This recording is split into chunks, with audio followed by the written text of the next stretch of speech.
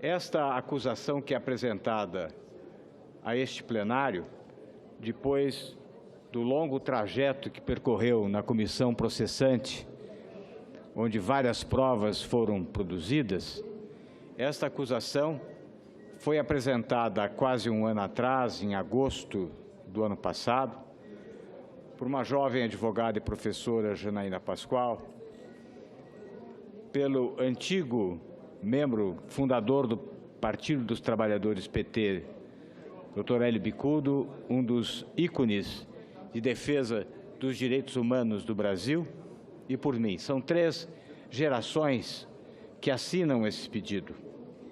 E mais, esse pedido, queria destacar, senhores senadores, é assinado também pelos movimentos sociais que mobilizaram o país ao longo de todo o ano de 2015.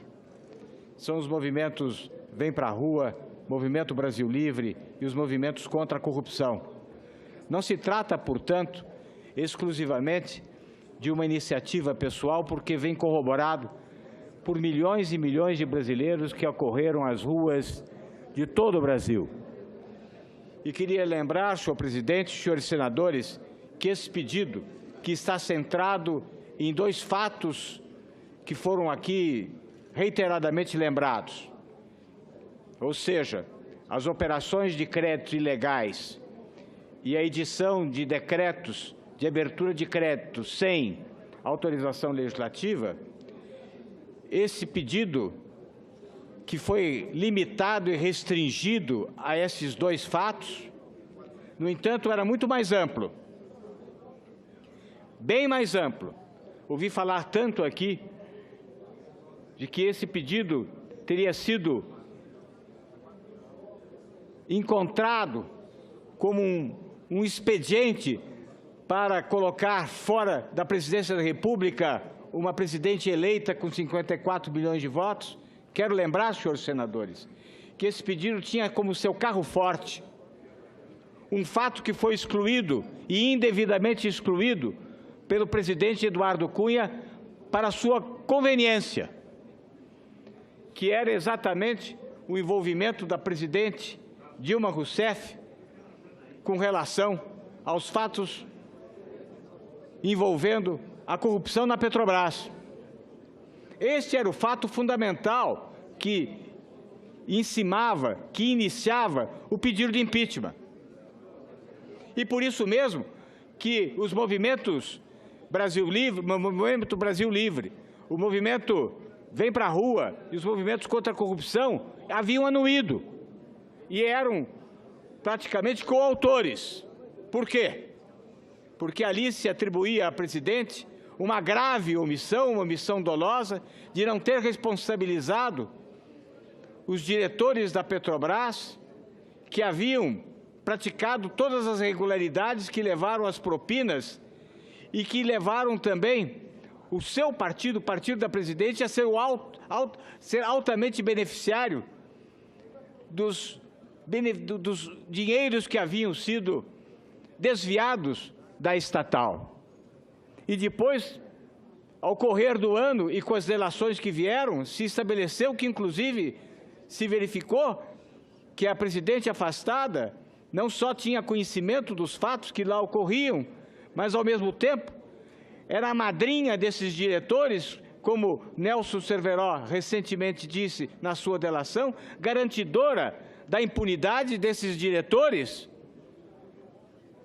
e beneficiária direta e indireta dos desvios da Petrobras. Mas, infelizmente, esses fatos foram excluídos do pedido inicial do impeachment. Excluídos por quê?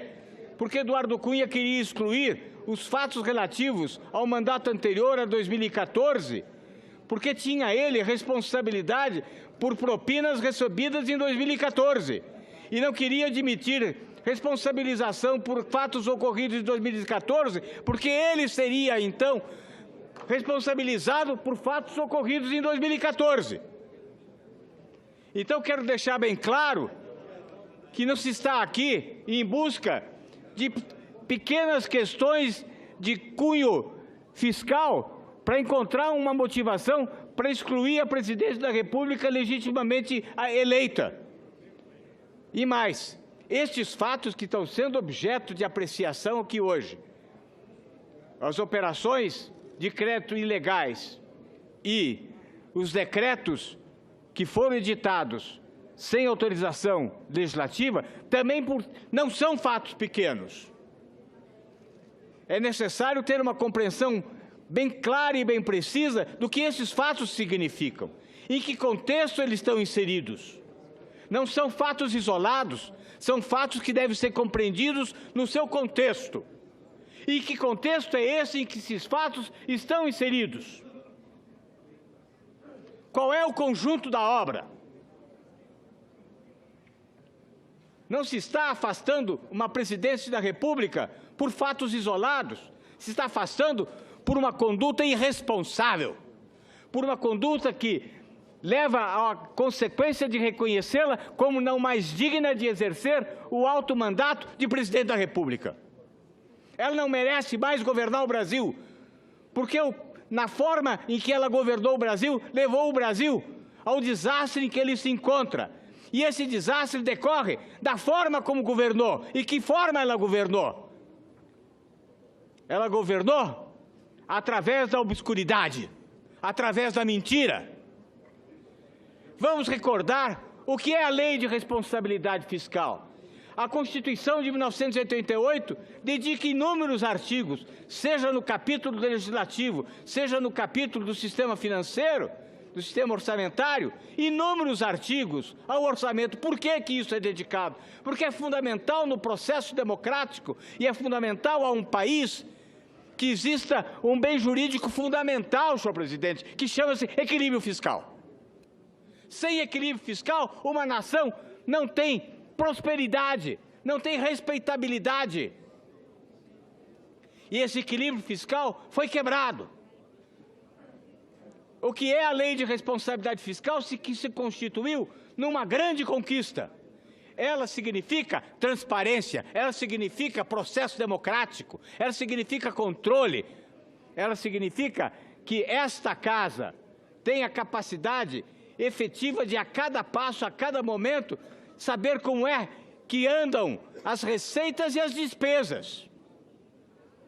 Basta ler o artigo 1º da Lei de Responsabilidade Fiscal para se ter consciência de que lá está dito que a Lei de Responsabilidade Fiscal existe para evitar riscos. A Lei de Responsabilidade Fiscal não é uma lei que existe para punir, mas é uma lei que existe para prevenir.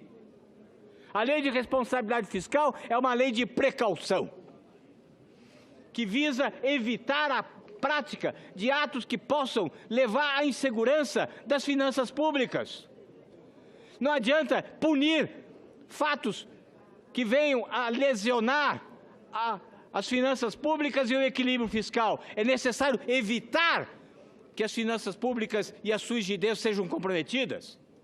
E é isso que a Lei de Responsabilidade Fiscal propõe, é isso que a Lei de Responsabilidade Fiscal estabelece, é isso que a Constituição estabelece, no momento, inclusive, em que estatui que deve haver relatórios bimestrais apresentados ao Congresso Nacional. É isso que a Constituição estabelece quando estatui, quando institui, que haverá uma comissão permanente do Senado e da Câmara dos Deputados, uma comissão mista permanente para acompanhamento do orçamento. Quando se faz orçamento não é um desejo, orçamento não é uma peça de ficção, orçamento é uma peça que reproduz exatamente aquilo que é o possível ser feito, aquilo que significa a receita que ocorrerá e a despesa que vai ocorrer. Porque se houver a quebra desta relação, haverá uma quebra absoluta de um dos fundamentos da economia, que é o que aconteceu. Então, o orçamento e o segmento e o acompanhamento e a transparência significa, antes de tudo, democracia. Significa, antes de tudo, que esta casa tem uma das funções primordiais no acompanhamento, na formação do orçamento, e não só na formação, na execução do orçamento. Esta casa não é apenas uma assistente longínqua da realização do orçamento, ela é uma permanente componente da execução do orçamento, porque ela representa o povo. E é exatamente isso que a Lei de Responsabilidade Fiscal estabelece. Então, o que é que a Lei de Responsabilidade Fiscal quer? Ela quer transparência. Transparência quer dizer luz, quer dizer clareza. E é isto que mostra a gravidade dos fatos que ocorreram. Isto que mostra que esta casa foi desrespeitada, foi afrontada seguidamente pela Presidente da República como um modo de ser. Não é um ato isolado, é uma forma de conduta seguidamente praticada ao longo dos anos. Ao longo dos anos, desconheceu-se absolutamente qualquer prudência, qualquer cuidado com as finanças públicas e desconheceu-se esta casa como uma casa de controle. Em contrapartida a esta clareza, a esta luz que significa a Lei de Responsabilidade Fiscal e o controle orçamentário a ser realizado pelo Congresso Nacional, existe a obscuridade, existe a mentira. E o que é essa mentira? A mentira significou uma política fiscal eleitoreira. Significou gastos e gastos e gastos que foram sendo escondidos. Significou uma irresponsabilidade na desoneração tributária que alcançou volumes extraordinários de cerca de 300 bilhões de desonerações que não levaram a nada.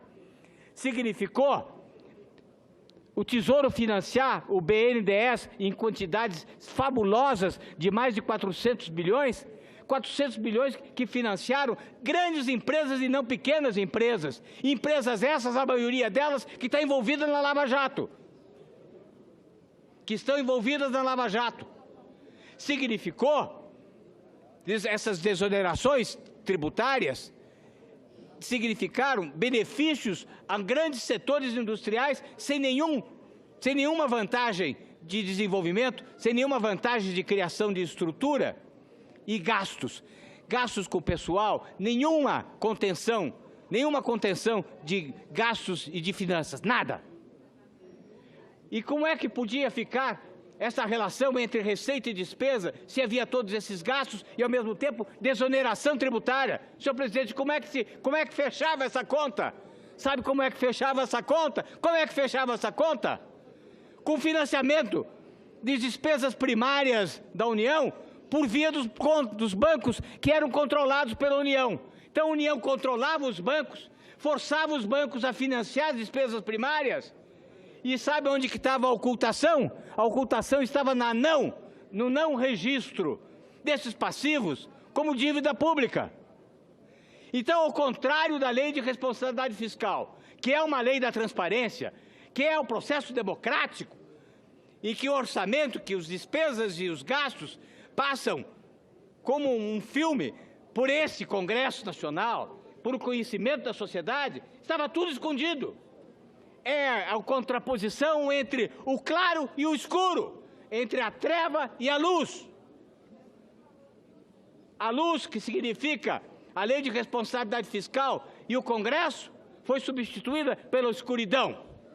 A escuridão que estava na ocultação, porque o fato mais grave que ocorreu é uma falsidade ideológica do não registro dos passivos. Então, todas as instituições financeiras controladas pela União passaram a financiar as despesas primárias. Por quê? Porque irresponsavelmente faziam-se desonerações, faziam-se gastos e não tinha como financiar. Mas também não podia mostrar isso. Para não mostrar isso, estabelecia-se que os bancos iam financiar. Isso significa operação de crédito. E, efetivamente, é operação de crédito. E quem é que fala que é operação de crédito? Quem fala que é operação de crédito é o Procurador de Contas, que é Ministério Público, especializado, Júlio Marcelo. É o próprio Tribunal de Contas que falou isso em acórdão de 2014. É o Tribunal de Contas que fala isso agora em voto preliminar das contas de 2015, recentemente no voto do ministro José Múcio Monteiro? São os técnicos do Tribunal de Contas? São os técnicos do próprio Tesouro que reconhecem que isso significa operação de crédito. Por quê? Porque financia. E porque tem atualização, e essa atualização só no Plano Safra, que é o objeto dessa denúncia. O Plano Safra chega em dezembro de 2014. O governo vinha rolando e vinha financiando, não é porque não houve um contrato de mútuo que deixa de ser um mútuo. Porque a lei estabelece que existirá um financiamento, existirá um benefício ao agricultor. Mas não diz que o Banco do Brasil deve financiar. O Banco do Brasil deve receber a equalização dos juros pelo Tesouro. Mas o Tesouro foi deixando. O Tesouro foi deixando, vai pagando. Chega em dezembro de 2014, devia 10 bilhões. Chega em dezembro de 2015, são 13 bilhões. E vai pagando. E quanto é que se pagou de atualização ao Banco do Brasil? Pagou-se de atualização ao Banco do Brasil 1 bilhão e 130 milhões. Então é a operação de crédito. E a autoria está marcada. Me chega a ser infantil dizer, não encontrou nenhum documento da presidente, como se ela fosse uma reedição do Jânio Quadros, que governava por bilhetinho. Essas são decisões de governo. São decisões que ela tomava juntamente com seus ministros. Como gestora da alta administração, são decisões governamentais, são decisões da alta administração. E um técnico do Tesouro, ao depor da comissão, disse havia ordem superior. E não existia, evidentemente, ordem escrita, mas havia ordem superior para não pagar o Banco do Brasil. Todos os senhores já ocuparam grande parte dos senhores ministérios, aliás, o próprio defensor já foi ministro, sabe, que são decisões tomadas em nível governamental, que não são decisões tomadas por escrito, são decisões tomadas, e havia reuniões da presidente com o secretário do Tesouro, seja o secretário anterior, do qual ela era amicíssima, seja com o novo secretário em 2015, Santife. E havia, portanto, decisões com conhecimento. Não vamos pagar, porque isso não era apenas uma decisão setorial, Banco do Brasil, não, era uma decisão de governo. Não vamos pagar os bancos porque eles estão nos financiando. E quando chega dezembro de 2015, o Tesouro deve todas as instituições financeiras 60 bilhões. Uma imensa irresponsabilidade. Quando esse quadro aparece aos agentes econômicos, cria-se uma imensa desconfiança. E aí, criando-se essa desconfiança, é como um castelo de cartas, cai tudo, é efeito dominó. Desconfiança dos agentes econômicos, começa um processo inflacionário, o governo não consegue girar os seus títulos, e caímos nisto. Desemprego, recessão, paralisação da nossa indústria. E ligado a isto estão os decretos. A presidente sabia que não podia cumprir a meta fiscal de 58 bilhões de superávit. Sabia que a meta de resultado primário não poderia ser cumprida, tanto que ela manda ao Congresso Nacional um projeto de lei em que ela reconhece que não poderia cumprir a meta fiscal, em 22 de julho. Mas espantem-se, senhores senadores. Ela propõe uma nova meta de resultado primário de 5 bilhões. Mas 5 dias depois, ela assina um decreto de abertura de crédito, mencionando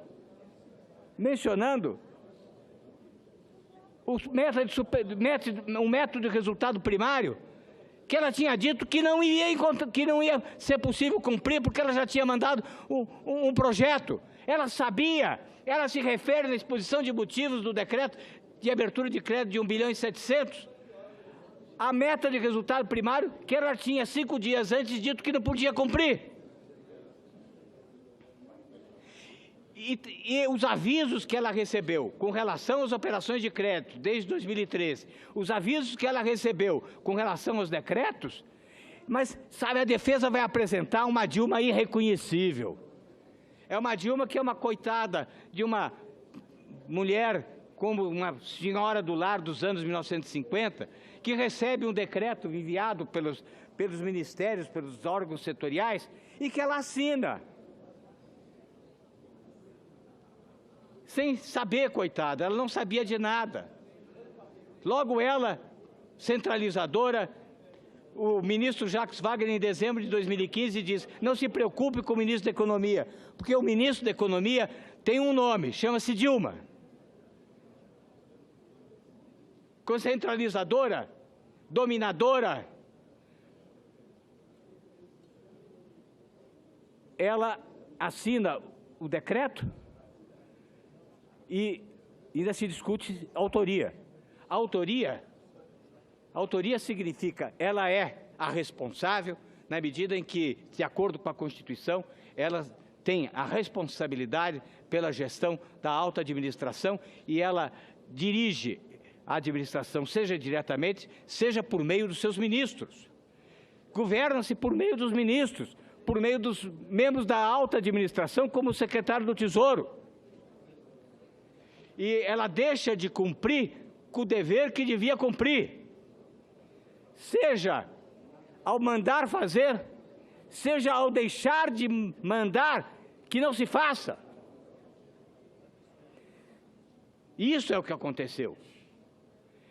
Ela é autora, seja por ato comissivo, seja por ato omissivo, seja com relação aos passivos existentes com as operações de crédito. São as testemunhas, inclusive as testemunhas de defesa, são absolutamente patentes, no sentido de que os membros do Tesouro Nacional se reuniram preocupados para dizer: olha, essa situação é muito grave, o que nós vamos fazer? O secretário do Tesouro ouviu e fez ouvidos boucos. Eles se reuniam sempre, tanto o secretário de Tesouro, Arnaldo Agostinho, como o que o sucedeu, reunia-se, tem testemunha que diz que várias vezes o novo secretário de Tesouro, Santivo, era chamado ao Palácio Planalto. Existem notícias da ida dele a reuniões com a presidente. A presidente era aquela que acompanhava para e passo, especialmente problemas, até porque ela se pensa economista. Então era uma política, era uma decisão política, um modo de ser do governo. Qual era esse modo de ser do governo? Era viver na escuridão, era excluir a sociedade e esta casa do conhecimento do que ocorria na economia. A lei de responsabilidade fiscal é luz, o governo Dilma é escuridão, é exclusão da revelação daquilo que se produzia, daquilo que se realizava, com finalidades de sede de poder, desperdício de dinheiro pela corrupção, desperdício de dinheiro pelo desvio, desperdício de dinheiro pelos gastos inúteis, desperdício de dinheiro por desonerações indevidas, e financiando despesa primária por via de banco, como medida governamental, decidida pela presidente junto com seus ministros. E vem dizer que é coitado, que não tem nada a ver com isso. Ela não tem nada a ver com isso, coitada. Ela recebia decretos que vinham com pareceres parciais, sendo que os ministérios não têm visão global da questão fiscal. O próprio ministro Nelson Barbosa, depondo, diz: não, chegava a ela o decreto, e ela que dava a última decisão, porque é ela que assinava o decreto.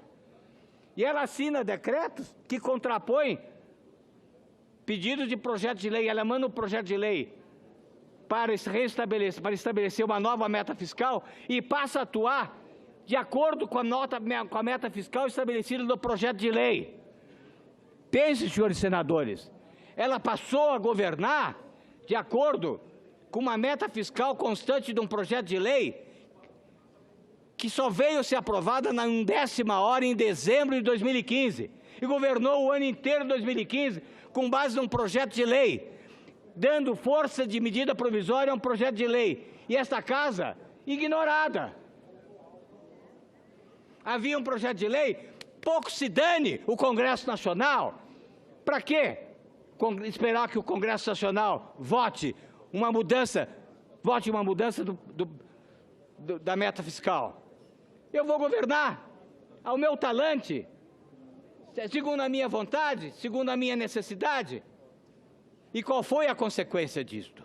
A consequência gravíssima que nós temos é que todos esses atos praticados com conhecimento, com adesão, com assentimento, com dolo por parte da Presidente da República, que não são fatos isolados, são fatos gravíssimos de desrespeito ao orçamento, ao equilíbrio, à democracia, que significa escuridão, todos esses fatos levaram a esse debacle da economia brasileira.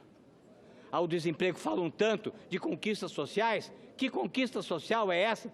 Que há milhões e milhões de brasileiros desempregados. Existe medo, desespero, incerteza. Esta é a herança que deixa Dilma Rousseff do seu desastroso segundo mandato. Aliás, que o segundo mandato, que é na verdade, herança maldita do primeiro mandato. Ela construiu a sua própria herança maldita. E nós estamos aqui para restabelecer a possibilidade da expectativa, da esperança. Nós queremos luz. A pergunta que eu faço aos senhores senadores: vamos voltar àquela escuridão? Vamos voltar àquela obscuridade? Ou vamos abrir as portas para a possibilidade de luz, de visibilidade, de transparência? Transparência com todas as dificuldades naturais para enfrentar esta situação calamitosa que o país vive, mas pelo menos olhando para frente e para o futuro, tendo luz à nossa frente. Por isso é necessário que este Senado confirme agora o trabalho maravilhoso realizado pelo senador Anastasia como relator, nesta comissão processante tão bem presidida pelo senador Raimundo Lira. Um relatório que analisa minuciosamente. A perícia foi absolutamente contrária, que tanto fez questão a defesa, foi absolutamente contrária na demonstração da materialidade. Portanto, senhor presidente, eu vou encerrar, estou na certeza mais absoluta de que este plenário irá, por uma maioria significativa, aprovar a acusação que está sendo apresentada como um sinal de esperança para esse país, um sinal de que nós queremos, não a escuridão, que nós queremos a luz. Em direção à luz, nós vamos aprovar, esse Senado vai aprovar o relatório do ilustre senador Anastasia. Muito obrigado.